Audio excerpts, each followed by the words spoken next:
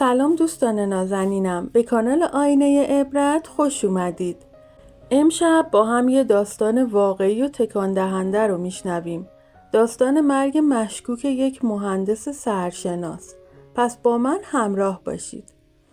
صدای آژیر آمبولانس نیمه شب سکوت محله رو شکسته بود. نور قرمز و آبی چراغ‌ها روی دیوارای خونه ها می‌رقصید. خونه‌ای شیک با نمای سنگی، باغچه‌ای مرتب و پنجره‌هایی که همیشه پرده‌هاش کشیده بود.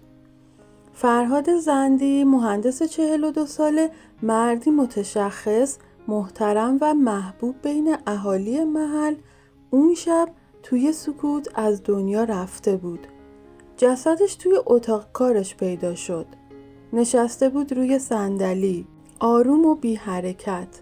نه نشونه از درگیری بود، نه زخم، نه خون و فقط یک لیوان آب نیمه خورده، یک دفترچه یادداشت و چهره‌ای که انگار هنوز حرفایی واسه گفتن داشت، ولی دیگه فرصتی نبود.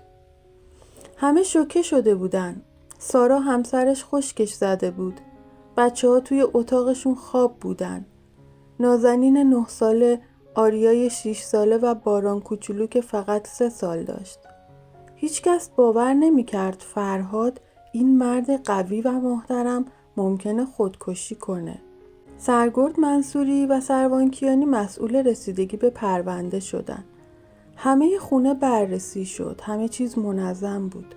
هیچ رد پایی از زور یا اجبار یا حتی دلیلی برای خودکشی وجود نداشت. ماجرا خیلی عجیب بود. پلیس شروع کرد به تحقیق از همسایه‌ها.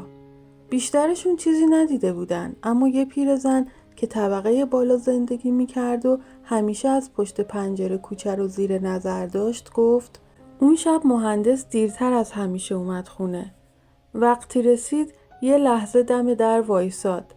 انگار نمیتونست پاهاش رو تکون بده.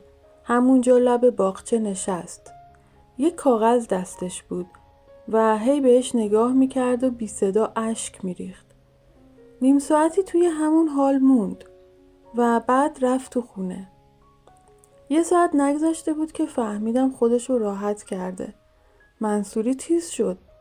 چه برگه‌ای خانم؟ پیرزن گفت از دور که نمیدیدم، فقط یه برگه سفید بود شبیه نامه.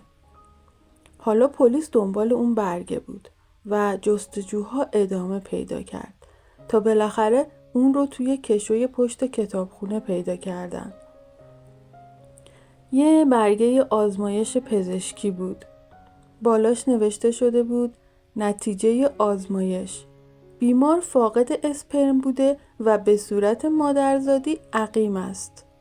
سکوت سنگینی توی اتاق اتفاق افتاد. کیانی زیر لب زمزمه کرد پس بچه ها چی؟ رنگ از صورت منصوری پرید.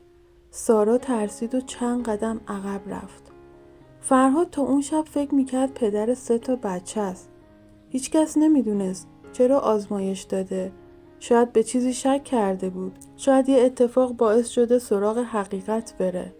ولی چرا سکوت کرد؟ چرا خودشو راحت کرد؟ چرا سراغ انتقام نرفت؟ شاید فقط به خاطر بچه ها بود. بچه هایی که با تمام وجود دوستشون داشت.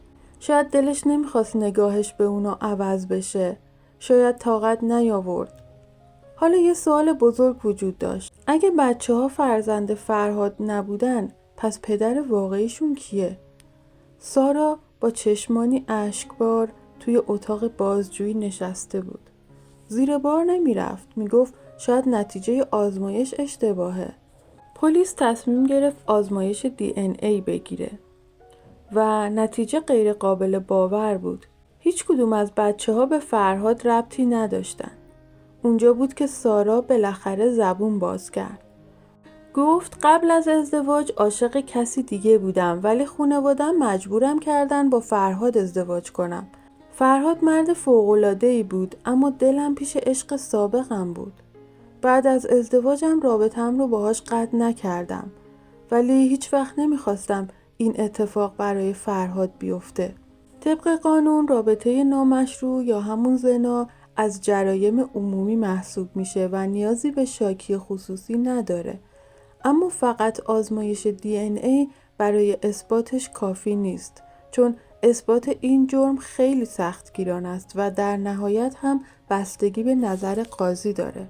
توی این پرونده چون شواهد کافی نبود، قاضی فقط حکم 99 ضربه شلاق تعزیری برای سارا صادر کرد و بعد از اجرای حکم آزاد شد. خب دوستان نازنینم، امیدوارم این داستان براتون هم شنیدنی بوده باشه و هم قابل تأمل. من توی این کانال داستانایی میذارم که هم جذابن و هم آموزنده.